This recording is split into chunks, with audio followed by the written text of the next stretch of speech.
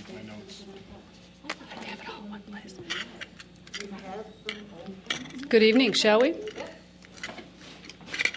Happy April 1st. This really is the Administration and Public Works Committee of the City Council of Evanston. We have a quorum. Thank you all for being here tonight. First item is approval of our minutes of the meeting from March 11th. Move approval. Second. All in favor? Aye. Thank you. Items for consideration. City of Evanston payroll through March 10th, 2013 of $2,833,254.44.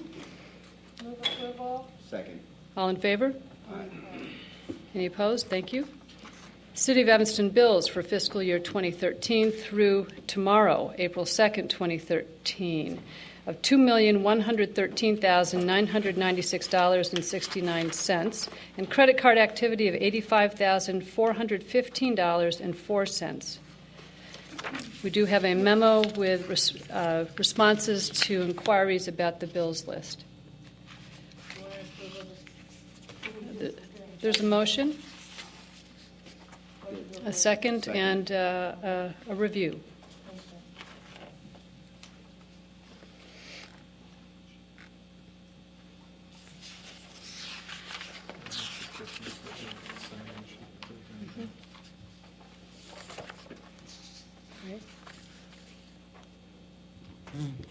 It's a good time to welcome Ms. Dolores Cortez, who's staffing our committee tonight. Thank you, Ms. Cortez.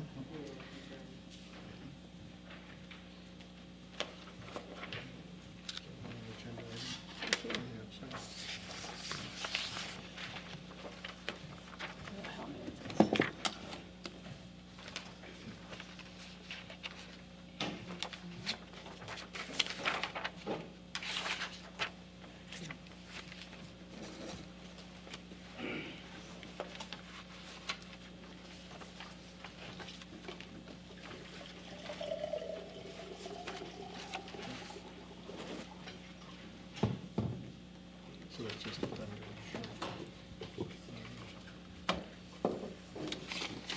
It looks as if we have speakers on two agenda items tonight. I'll call you to speak before we discuss the agenda item. Thanks. Could somebody tell us what the now in this, what the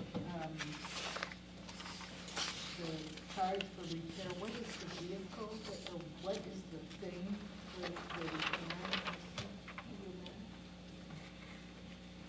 I'm sorry. Can you be specific, Alderman Rainey, as to which question? Page 54, Bunnell Industries, outside repair, $7,000. I don't know what we're repairing. But that is an asphalt.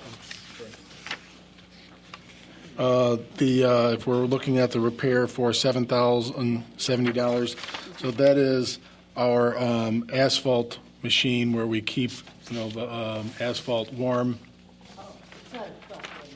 No, it's a separate piece of equipment.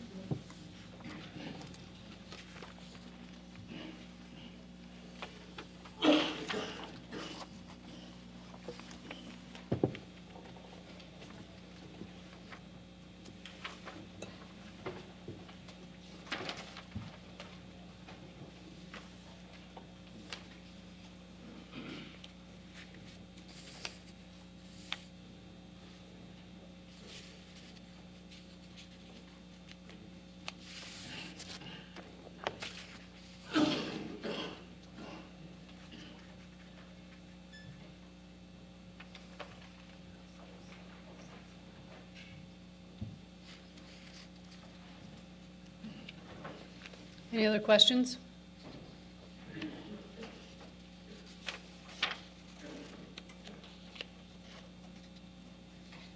Looks like our drug team's net has been busy. Very.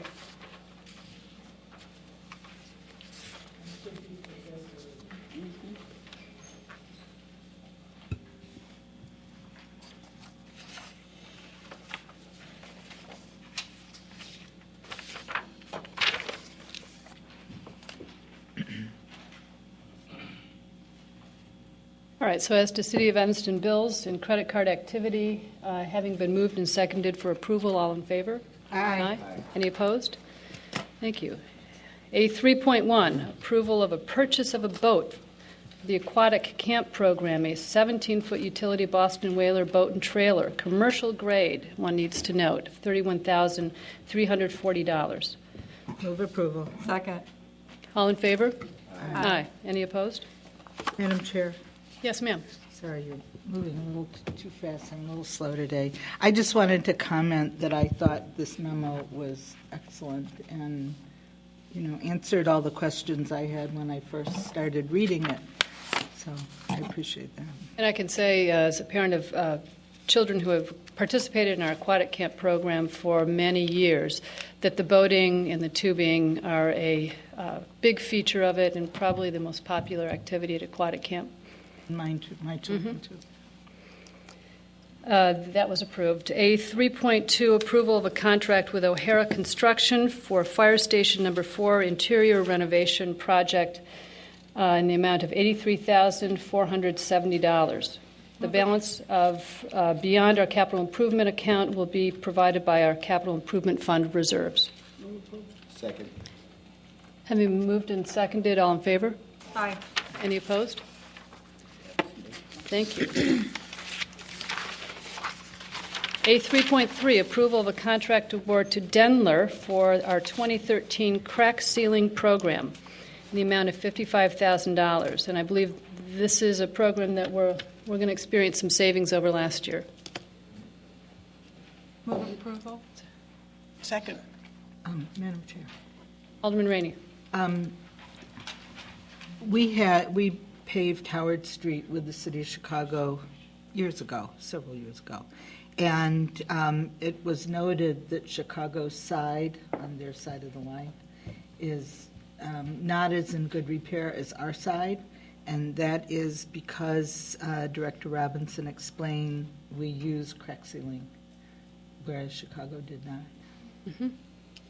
And in this case, we've been able to take advantage of a pricing consortium to get a better deal.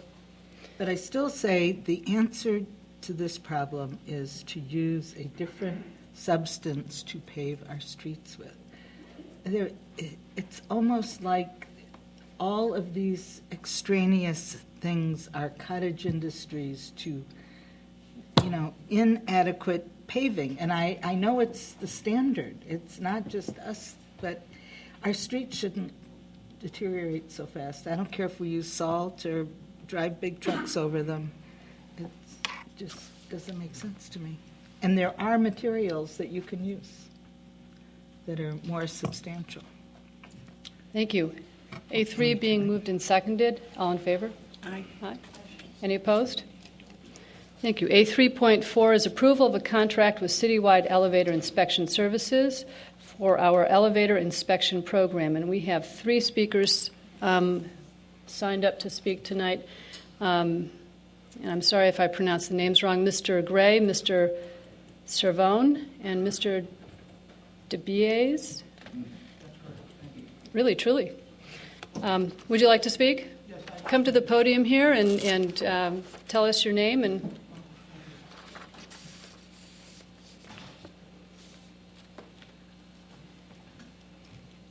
My name is Anthony DiBiase. DiBiase, thank you. I am the co-owner of Elevator Inspection Services. Our company has been inspecting the elevators for Evanston for the past 10 years. And in that time, we've never had an accident due to our inspectors' neglect causing any type of lawsuit that involved the city of Evanston. So on that basis, I say we have an excellent record keeping your elevator safe in the city. Now, I found out today that we lost a contract to citywide elevator inspection. And I'm here to appeal to you to say that I don't believe that they qualify according to the terms of the RFP as I understand it. And I'd like to raise those questions if I may. We are right now discussing approval of our agreement with Citywide elevator inspection services, right? Yes. Right. And we had another elevator The elevator inspector service. inspection. Yeah. Anthony, the elevator inspection services. There. Look on page All right, 86. 3.4. 3.4. Mhm. All right, Am I out of order? no.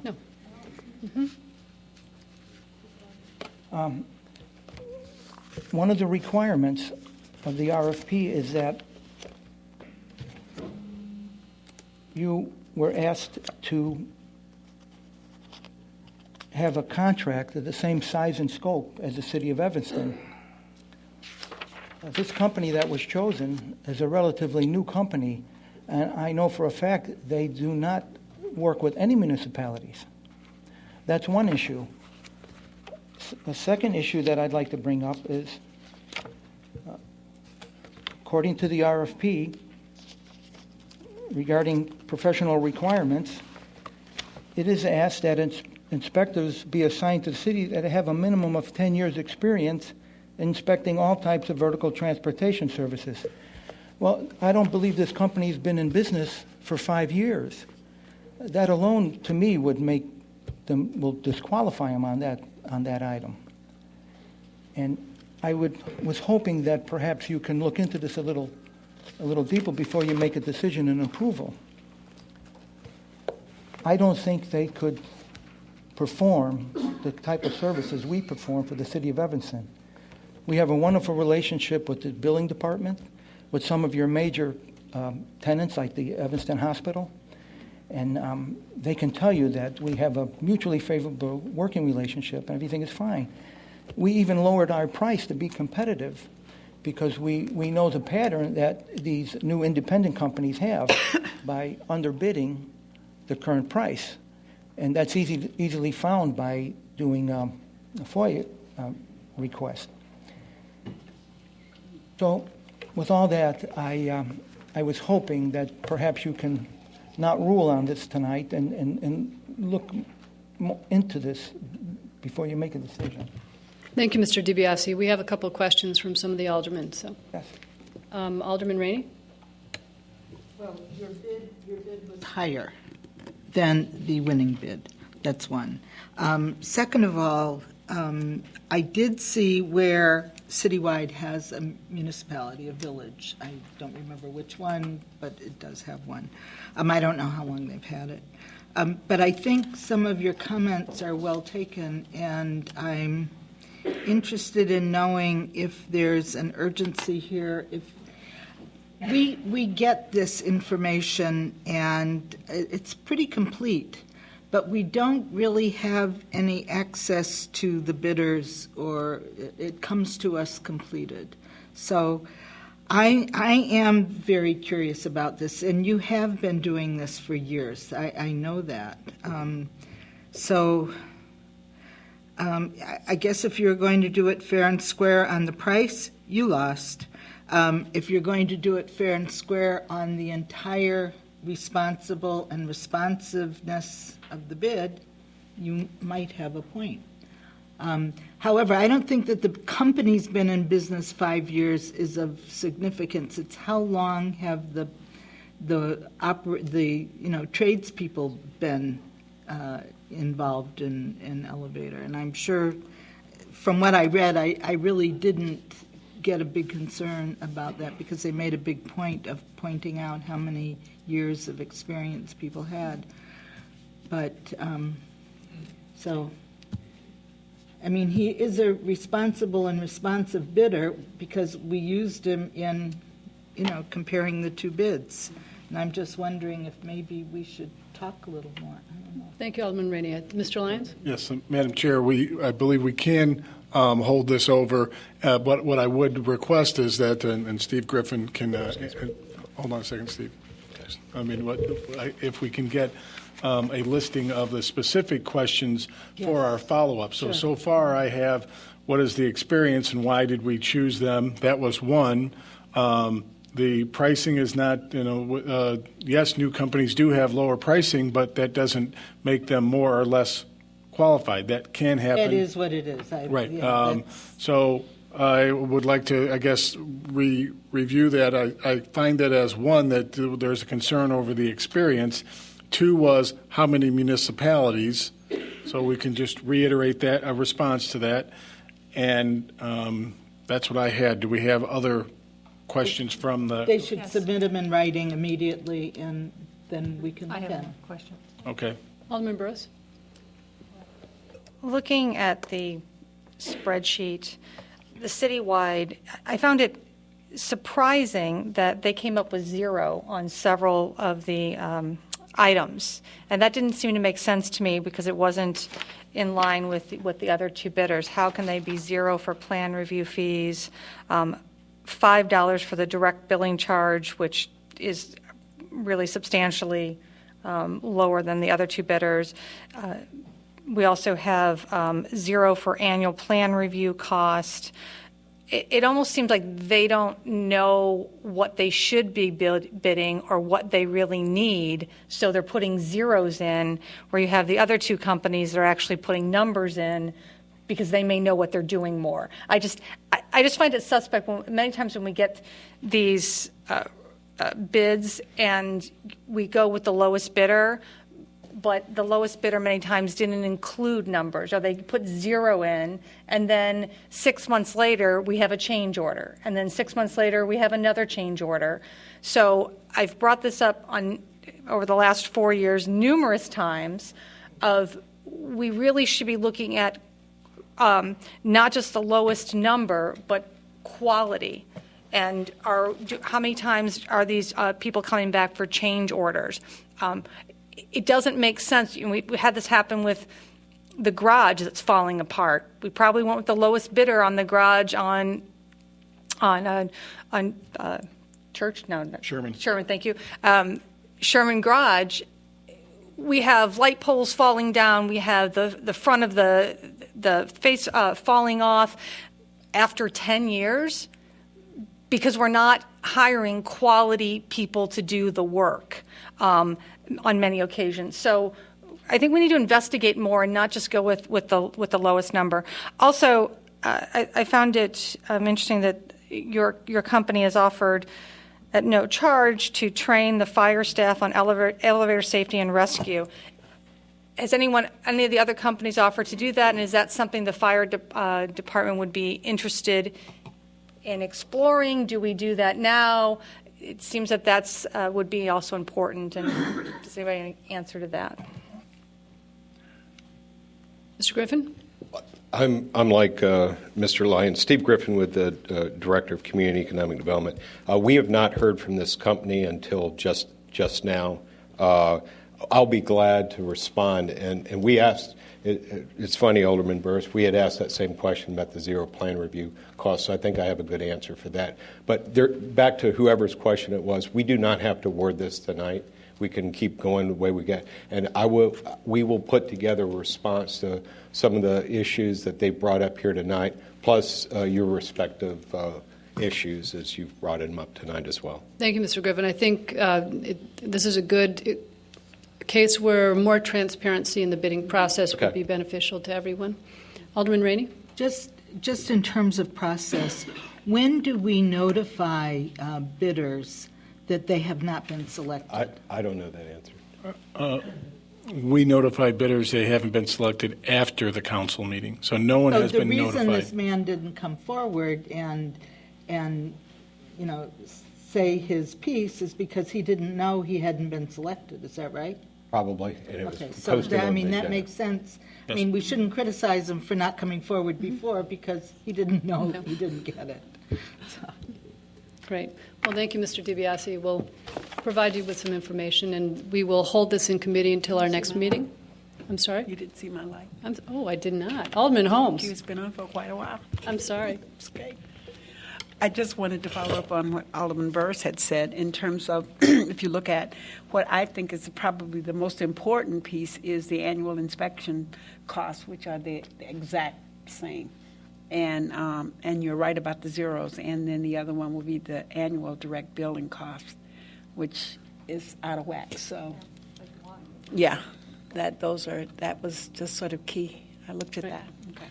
And Mr. DiBiase, if you'd like, I can speak with you afterwards, but you will hear from our purchasing staff. We will continue to have all of our conversations through the purchasing department so that one of the other bidders doesn't say, well, there was a process that happened after the process. So our purchasing staff will be who provides the follow-up with both questions, and you can say, well, you can ask any further questions at that point in time as well.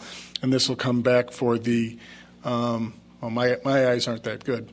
Wally can read it from here. For April 25th council meeting is when it will come back again. April 22nd. April 22nd, A&PW council meeting, but it would be up for approval the same night that it is introduced Great. So thank you. Yeah. at the same time. Regarding the RFP, my associate wanted to comment on a pricing issue. Can we allow him to do Sure, that? sure. You signed up to speak? Yes. Please. Thank you for coming. Thank you. My name is Thomas Gray. I'm a member of the Elevator Inspection Service Company. And the issue that came into mind was somewhat answered in the discussion relative to the price for direct billing. And if you had an opportunity to review the results that were published by from Mr. Steve Griffin, you'll notice that the dollar charge is identical from the respected competitor Thomson organization when they identify the $80 charge. I'm sorry, the $40 charge for the direct billing happens to be the same price that their inspection is, whereas ours is identically the same thing. The difficulty that occurs there is that at a point subsequent to our meeting when they had the bidders interview, we had an opportunity to respond to an inquiry made by one of the ladies in that meeting and asked us, what would we charge for the billing of inspections if the city of Evanston decided to continue to maintain the billing sequence as they do now? And in our response at that time, perhaps not having a clear understanding of what that question really was focused on, our answer was we would charge the same whether we did direct billing or did the billing just to the city. In reflections after the meeting, riding back, we realized what had happened and initiated a call to, I forgot the gentleman's name who hosted that meeting, and told him we would make a $2 adjustment downward to reflect our non-participation in the billing cycle of going to author the direct billing invoices. And was, I think it was verified by an email to that same extent. The consequence was that we never got a response to that addendum to the procedure, and so we have no hard copy that gives us proof of that. However, that could be reflected in this same $22 figure that's here. So there is a possibility that this number, although maybe it's too late to do that, I should make it be known that we're prepared to take that $2 out of there. Great. I hope you provide that information to our purchasing staff when you're able to talk with them. Okay. All right. We'll include it at that time. Great. Thank you very much. Thank you, Mr. Gray. Did Mr. Cervoni want to speak as well? Good evening. My name is Frank Cervoni. I'm a co-owner of Elevator Inspections Company. First of all, I'd like to thank the City of Evanston for allowing us to do the inspections for many years. And there's just a couple of things that I'd like to just let you know about our company. First of all, we have 3 dedicated inspectors that are here full-time. I myself have done many inspections in the City of Evanston. My business partner, Anthony, has done inspections here also. So we have 5 people dedicated to do the inspections in Evanston. And one of the other questions was with the fire department. 7 or 8 years ago, I personally put on a show with the fire department.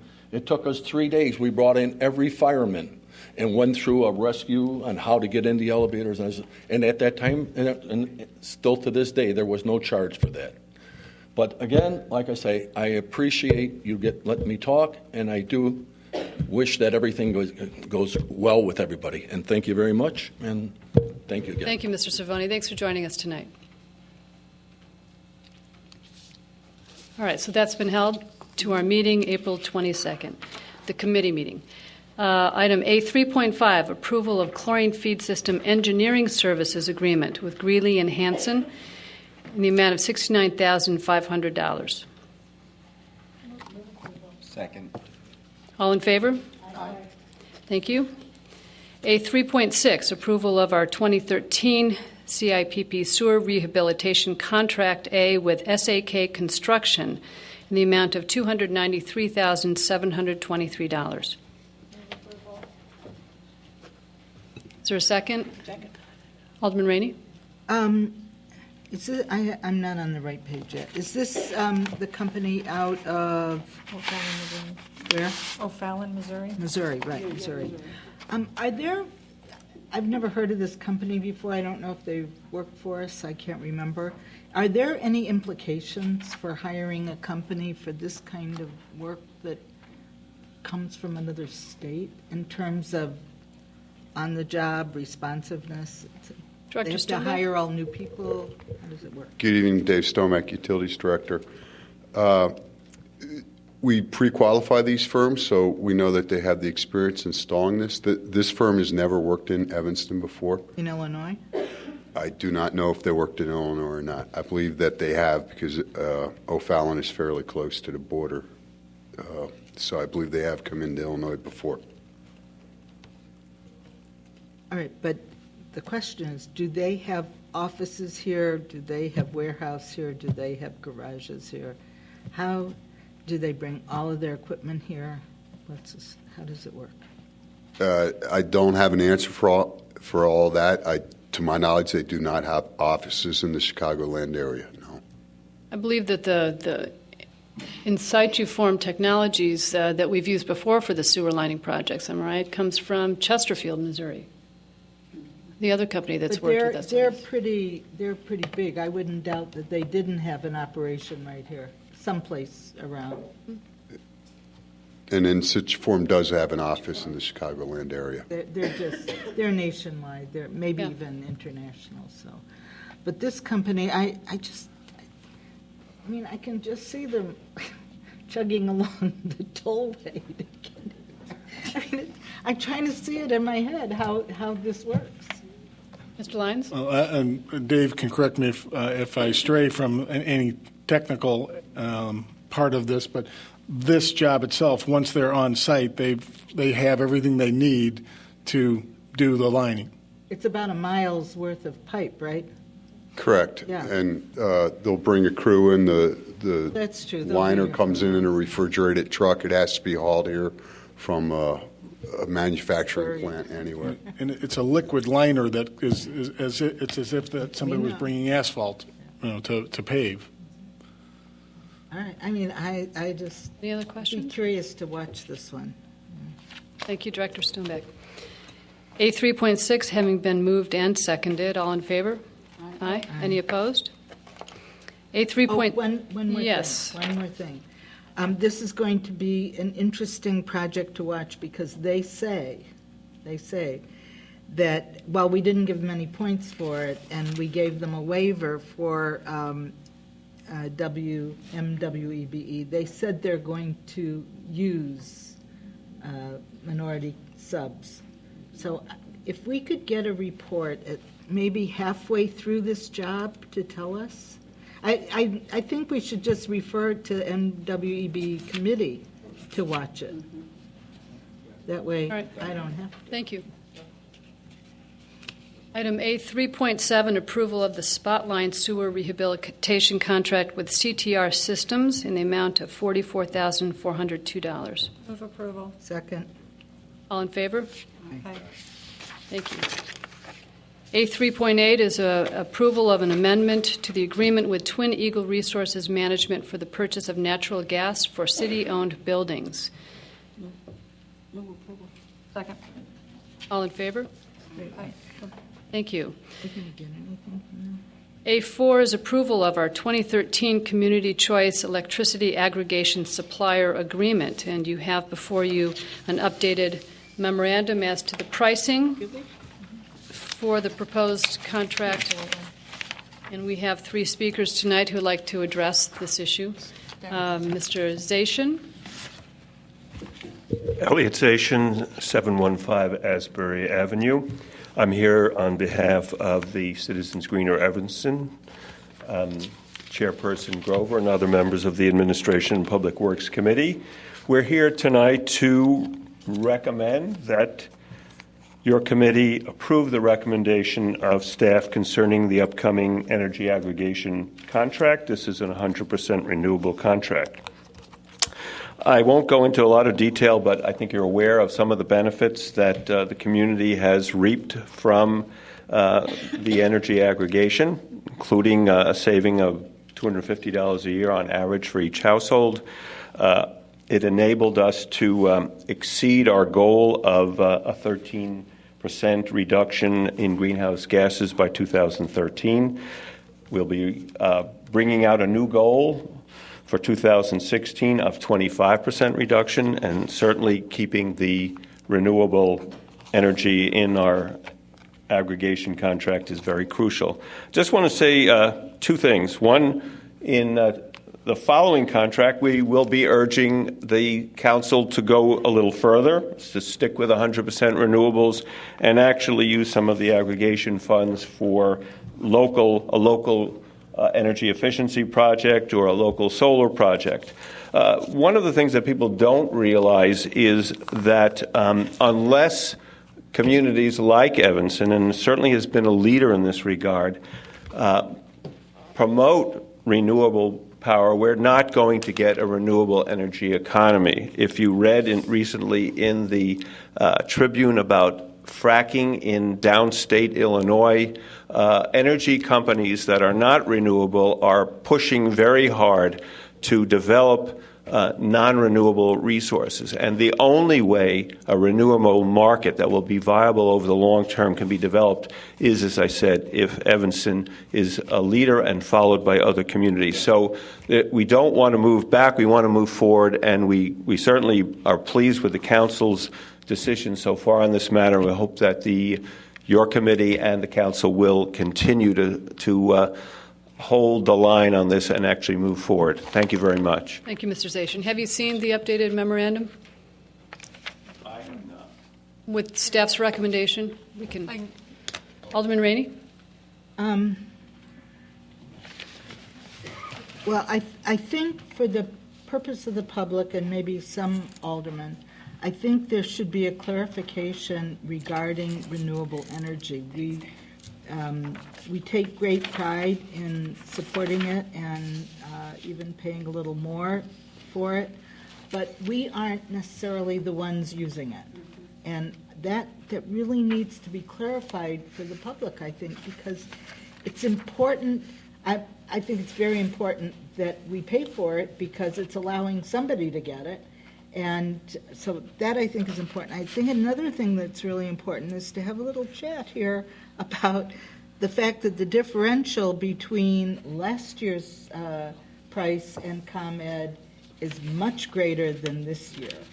And if somebody could just, from the commission, and by the way, the group that reviewed all of this, probably the smartest group of people all in one place in a long time. So that's very impressive. I would take their recommendation without reading this. But just to clarify, number one, the price differential being so much less this time. And number two, the issue with renewable energy. I think Mr. Stoneback's the best person to give us perspective on this, and then he's one of the smart guys on the committee, and then we'll have two more speakers address it. Thank you. Good evening, Dave Stoneback, Utilities Director again, Alderman, or Chair Grover and Alderman. Yes, Friday, ComEd announced their price that would begin in June 2013, and as indicated in the memo that was left at your chair, it is a significant price decrease that they have. So when ComEd purchases electricity, they purchase different quantities every year, and they have like a 5-year inventory, if you will. So one of their legacy contracts that was at a very high price from 5 years ago dropped off, and then that the new contract that they got currently is very low, so that their aggregated price is much lower than what it was last year. And indeed, last year we estimate that an average family home would save about $250 a year. Based on the new price that we have now, we only believe that with the 100% renewable, a very conservative number is $19 a year. We believe that they will realize more savings because ComEd is currently asking for an increase in what's called their transmission cost. So, and we're talking parts of a penny when they do that. But that hasn't been approved by anyone yet, so we didn't want to compare our numbers to something that may occur. The other thing that does happen if you get your power from Commonwealth Edison, is they put in an additional cost in that we do not recognize as being in the aggregated group. And so we don't see that, and that's, again, a half of a penny. But if it's that much every month and people use the same electricity, it could amount to a $40 to $45 savings in addition to the $19 that we're currently indicating. But we don't know that for sure, so we didn't want to. I feel very confident the average user that uses 9,000 kilowatt hours will save $19. I believe that they will save more, but I don't want to stick my neck out there and write it in paper. Thank you, Director Stonebeck. Mr. Lyons? Quick Alderman question. Braithwaite. And so, Dave, for the residents that didn't catch this on the first time around, will there be an opportunity for them to jump in? That is correct. Whether we had gone with the same vendor or for a new one, everybody will get a letter. They will all be considered to be in unless they opt out. They'll need to take action to get out of the program. That's the way Evanston passed the ordinance. It's an opt-out situation. So we'll do that again. I think it's fair to say that you told us a year ago that the pricing would be much more competitive and the savings would be less this year, a year later, as these companies adjusted to aggregation. And I think that's what we're seeing now. So anyway, we have 2 more speakers. And are there any other questions right now for Director Stonebeck? All right, Tim, whose last name I can't read. Hello, my name is Tim Owen. I'm at 2119 Colfax Street. I'm also here on behalf of Citizens for Greener Evanston. And first of all, I just want to thank Evanston for being 100% renewable, making the choice for 100% renewable energy. And thank you for the updated figures on the savings. Thanks a lot for that. I just think that we've already, we're establishing our great city as a renewable energy leader, and I would like to see that continue. And so, Great. Thanks. Thank you, Mr. Owen. Mr. Shauspa.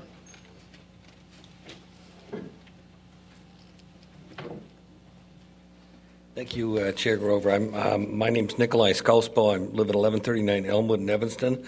I'm also here speaking on behalf of Citizens Greener Evanston. To carry forward with what Tim just mentioned, there's no question that what we've done by establishing our record in Evanston regarding renewable energy issues is that something like what happened with Walgreens choosing this location for its landmark building is something that we can be proud of and something that we can hope to see more of and going on in the future. But I would say just looking forward, avoiding going backwards and then looking forward to what's next. Clearly, with the goal that we established originally of a 13% reduction in greenhouse gas emissions, it would be very hard to counter that if we fail to pass this tonight, which I'm confident that we will, but we have to realize that's a huge portion of our savings. Further to what Alderman Rainey had mentioned, certainly in an ideal world, it would be nice to be able to contract directly with renewable energy providers, but we're forced to go through the alternative renewable energy suppliers that are approved by the ICC, and so that's where we're at now. Going forward in the future, Who knows? Maybe we'll have an opportunity to contract directly with renewable energy providers. Perhaps we'll have an opportunity to even ask for more of other things that could help Evanston advance its renewable energy goals. But certainly I hope that the council can and will approve this and continue forward. But thank you very much for your support. Thank you very much for everything Citizens Greener Evanston has done to get us to this point, as well as our city staff. Staff recommends that we authorize the city manager to execute this agreement to an aggregated group with Verde Energy USA Illinois, LLC, for a 12-month, one-year contract with 100% renewable energy mix at the price of 0.05192 cents per kilowatt hour. Is there a motion? So moved. Is there a second? All in favor? Aye. Thank you.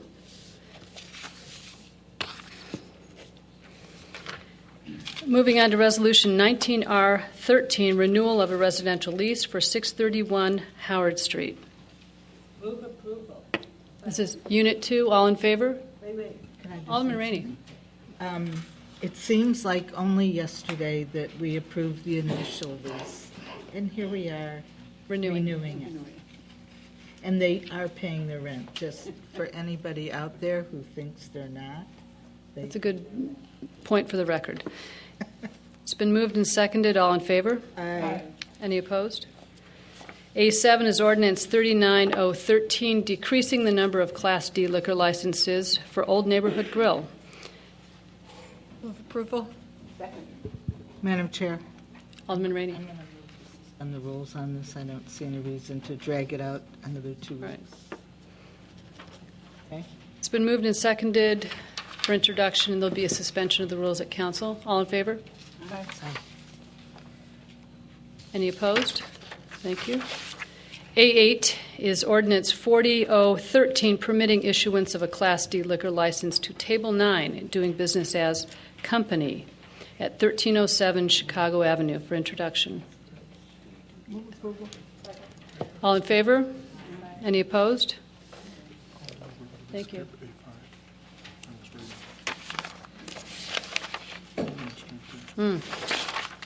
Thank you, Alderman Braithwaite. Moving back to item A5, which we inadvertently skipped, which is Resolution 15R13, an easement agreement with Commonwealth Edison for electrical facilities at our municipal service center. Move approval. Second. All in favor? Aye. Any opposed? Thank you. Moving on to items for discussion. APW1 is discussion of a skate park report, which was part of our packet. Staff who will be addressing this, Alderman Burris and Director Gaynor. Go ahead. You address and I'll ask questions. How's that? Or did you? Or were you? I'm sorry. Were you coming up to give it? I was coming up to answer your question. Oh, okay. Questions. I'm sorry. And there you go. I apologize. So thank you again for putting this together. We talked, several months ago about this, and I've asked to bring it back. And I guess I have a lot of questions, particularly around the cost. And I'm surprised that that part of the reason why we're saying it costs so much is because of the staffing issues with it. And I'm not sure why we need a full-time staff person or even a part-time staff person to be monitoring the skate park. I know from your memo it said there were some issues toward when the other skate park was in operation and then toward the end of it. But when I think about we have playgrounds and we have basketball hoops up and we have ball fields and parks in general, and we don't have people staffing all of those, I'm not sure why we're singling out skate parks as we need someone full-time there. I would just see it as similar to a playground. And what do the other cities that have skate parks, do they have full-time people there? And I know that we charged previously for the skate park, and I'm not sure why we would do that either. So I just see it's very similar to a playground, that we build something and then people can come and use it at will. So that's sort of my first big high-level question. The second one is, have we thought about at all exploring a joint venture with Ridgeville? So to reduce cost if we partner with another, we're a department and another district to do this. We have a range of $75,000 to $500,000, and obviously we're fiscally strapped here for everything we do.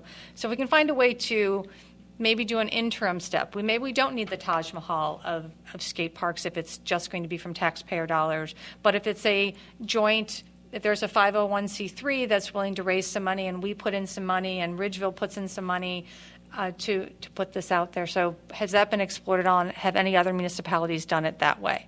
I know it's a lot of questions. Thank you. Well, Doug Gaynor, Director of Parks, Recreation, Community Services, Committee Chair Grover, members of the committee. Staffing evolved in the previous skate park that we had, and it evolved because of issues that sort of crept up with us. There are a number of skate parks that don't have staff at all. As I left my previous position in California, we created a skate park. It was a fairly significant size, and we didn't have staff there. And there's a number of those facilities that don't have staff. It really is on a need basis. If things sort of go in one direction, then you may need staff, and that's what occurred at the facility at Crown Park. There was a lot of conflict with hanging out. There was a lot of conflict with bikes, skateboards, and rollerblades. And personally witnessing that, and I know Bob Dornicker was there at the time when it was constructed and was in operation, eventually we had to have someone there to sort of help with the conflict so that we didn't have everybody going in several directions. So it's not something that's necessary. It can be self-monitored, self-managed. It's just a matter of how it's developed and how it goes. I think that if there's a club that's created, which many of these skate parks around the country have created, they're self-monitoring, and they handle it themselves. I think there's an issue that I would want to certainly clear with our law department about liability issues, and just as one of the check marks. So those are some of the issues on staffing. I did talk with Ridgeville, and at this point, there wasn't a significant discussion with their director. I don't know that there's been any discussion with their board with respect to a partnership. So I think that that's something we could look at. And that would be, if you wouldn't mind scheduling something for Ridgeville probably in May. There's going to be a whole new board of our commissioners that I believe will be pretty excited about trying to do more with youth in the community. So there may be a very different mindset. So, would you like to attend? I mean, of course. I would too. She's muscling in on my meeting. It's my. I'm kidding. Because my entire ward is in Ridgeville, for that sake. Fine. We'll be happy to do that. All right. The third question, it's interesting that you brought up about a 501c3, partnerships with the community. Earlier this afternoon, I received a communication from Committee Chair Grover regarding 3 different forms of fundraising efforts. And if you would like to explain it, or I can. It seemed to me if we're looking for the community and the skate park users to take real responsibility for the condition and the use of the skate park, that there are ways to bring them in an ownership way, and to do that maybe through some crowdfunding and some larger scale kind of fundraising effort that's been done on a number of skate parks that I saw online today in Portland, and I can't remember Director Gaynor's, some of the other places. Really kind of creative ways to tap into the generation that's using skate parks, but may also have more of an interest in plugging in online through some crowdsourcing, crowdfunding. And I don't think we've ever done any crowdfunding for any of our projects, but the projects that I think are really most amenable to crowdfunding are those in which the municipality doesn't necessarily have all the funds to build the infrastructure or run it, but the community wants this as an amenity. So I think there's lots of potential to do something creatively in a way that gets people to buy in and take responsibility as well. Yeah, I think one of the projects that occurred many years ago was Penny Park. I'm not sure if it would be considered crowdfunding. That may be a new term. This was a community that came together, raised the funds, purchased the equipment, and then over several weekends actually installed the equipment at Penny Park. Mm-hmm. And so that's a good example, again, whether the new terminology of crowdfunding right.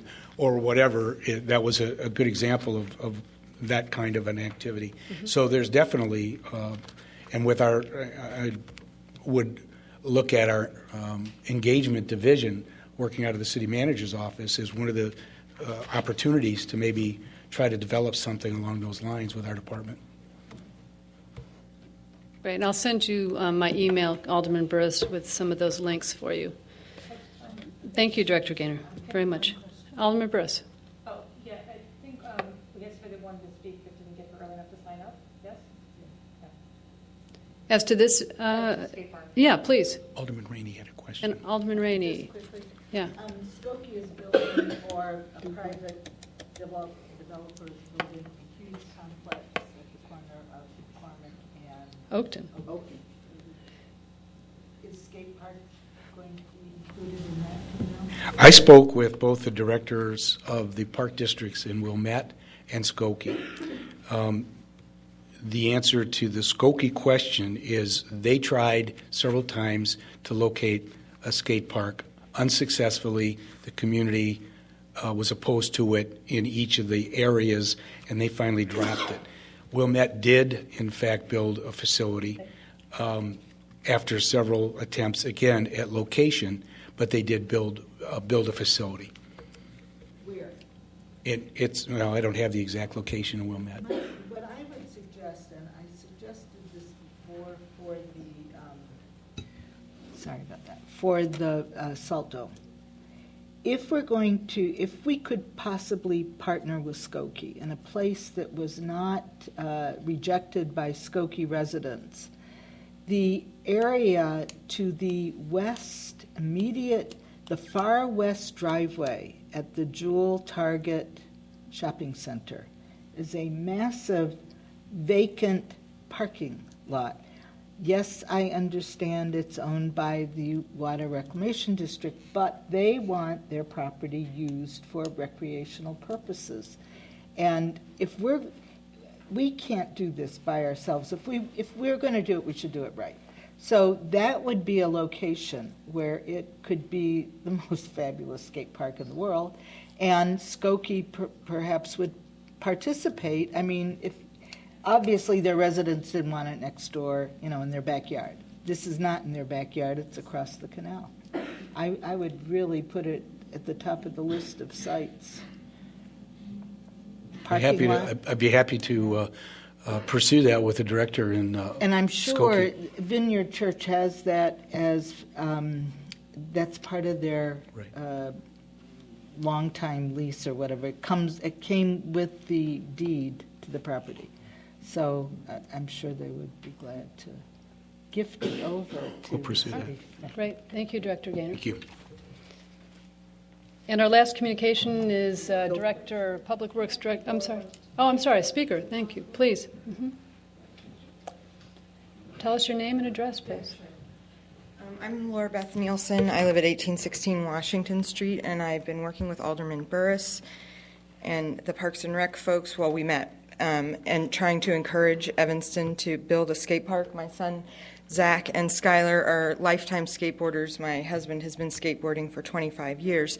There is no legal place to skateboard in the city of Evanston other than on the sidewalk, which if you read the Consumer Product Safety Commission data about skateboard injuries, in addition to being far lower than soccer per capita, which we invest a lot of city resources in, most of the injuries happen on public sidewalks and occur with pedestrians. So we have a real problem. There are so many skaters in Evanston. My family annually goes to Lake Owen Skate Camp, where last year at least 15 kids from Evanston went. It's a premier, nationally recognized skateboard camp. There are hundreds of skaters in Evanston, and there is no legal place to skate. And one of the reasons that I've been really motivated to work on this is that means that these kids are having a lot of interactions with police, which is just not fair for their choice of their activity. And so there needs to be a place to skate because hundreds of kids in Evanston want to do it. I'm the organizer of a group called Posse, Parents of Shredding Skaters Evanston. We would love to be involved in this fundraising. I recently wrote on Huffington Post about this and skate design companies saw it and reached out to me and said, we want to help Evanston. New Line Skate Park Company is one of them. They're huge. They just built one on the University of British Columbia university campus. So I just like to, there are a lot of options for a lot of things to do. We just saw, I'm sure the boat was discussed at some previous meeting, but it was like, need a boat? Okay.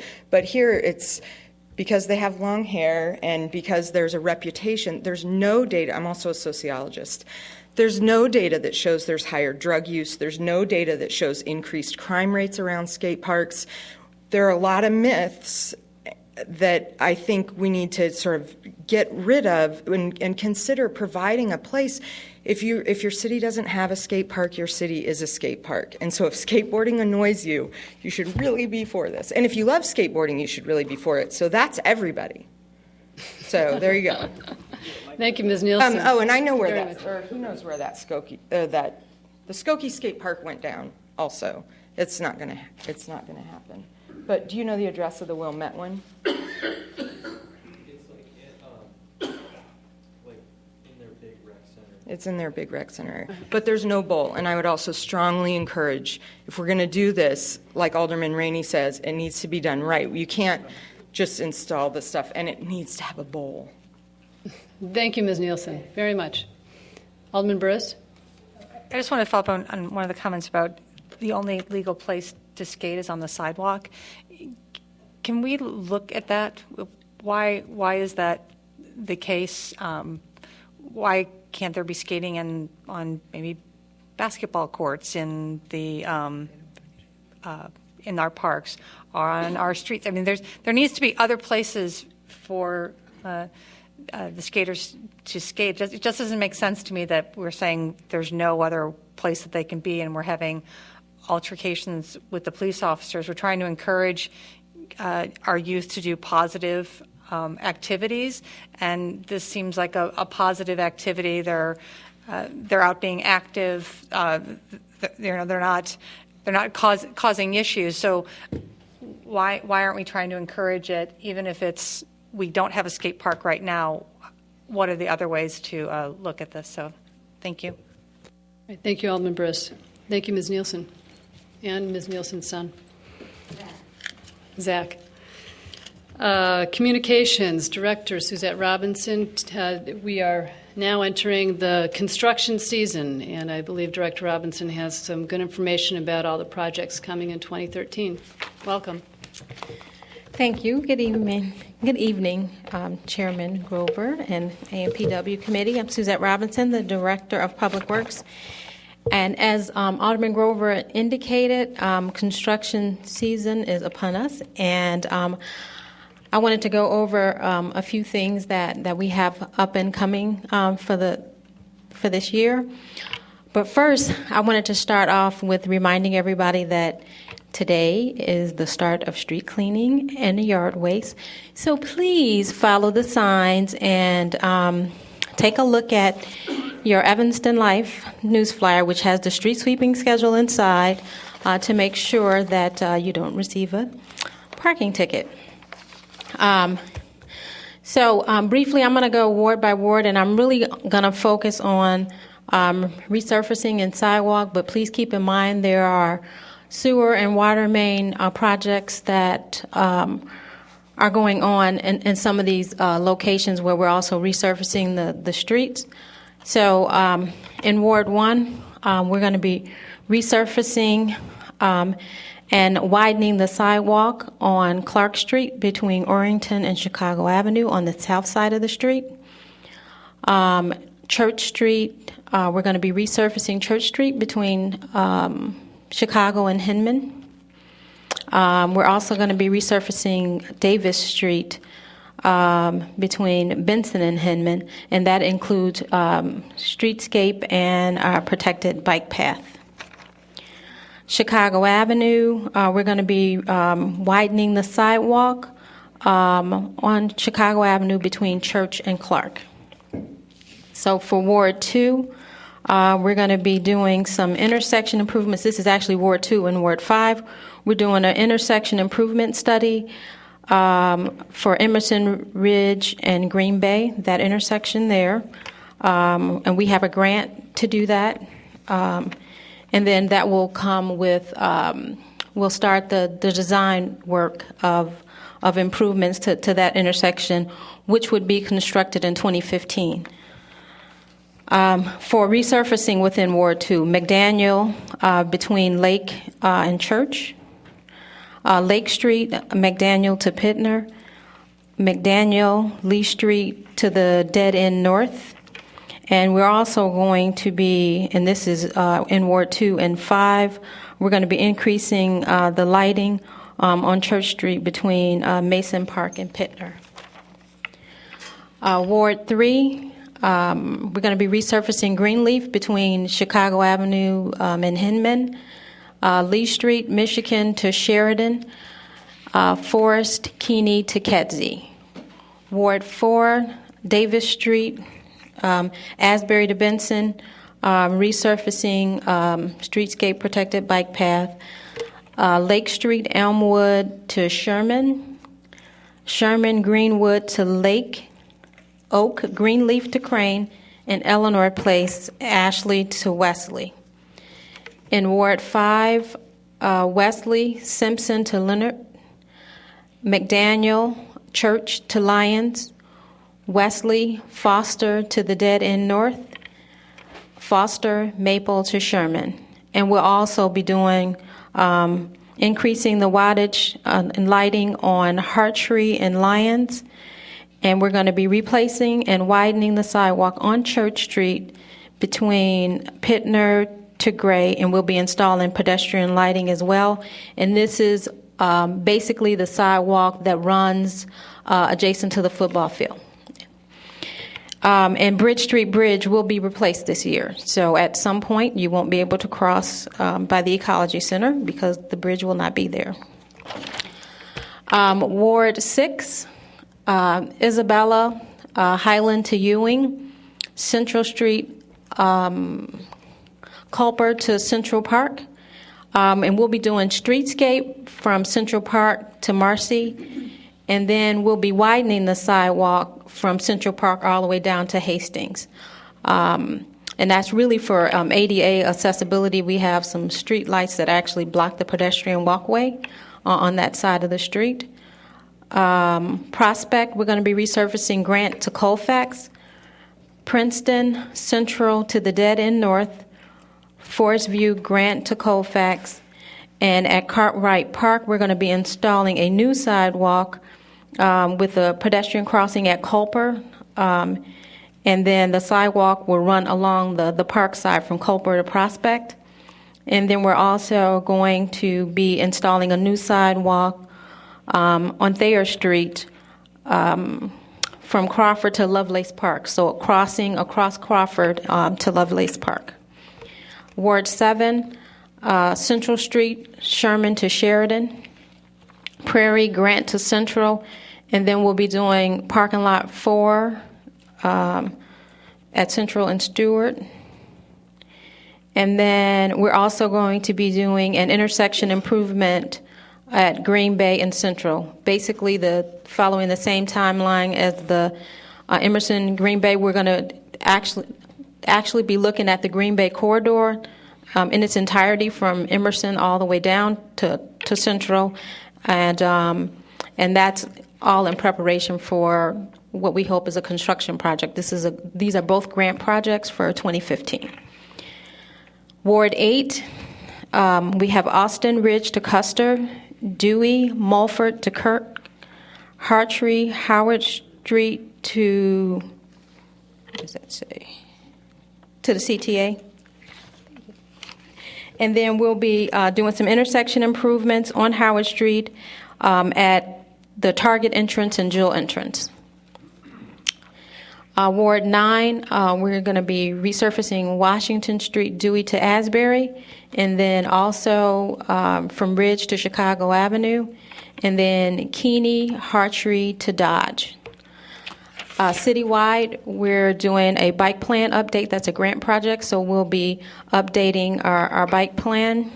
And then we're also going to be installing a pedestrian countdown to our traffic signals throughout the city. We don't have the locations identified yet, but we will be using the pedestrian accent data from the pedestrian report that we gave you last year to identify those locations.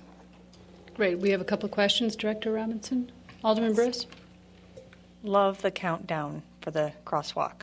Gotten really positive responses about it. I think it's much clearer to people than the flashing hand, which then startles everyone to go back. So the countdown, anywhere we can install them, that'd be great. Thanks.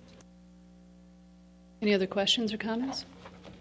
Sounds like you're going to be very busy this summer, Director Robinson. Thanks in advance. Thank you. Any other business for the committee tonight? All right, motion to adjourn. All in favor? Aye. Thank you. Thank you, Ms. Cortez. Thank you, Mr. Lyons. The issue was, last night I for some crazy, all of my PDF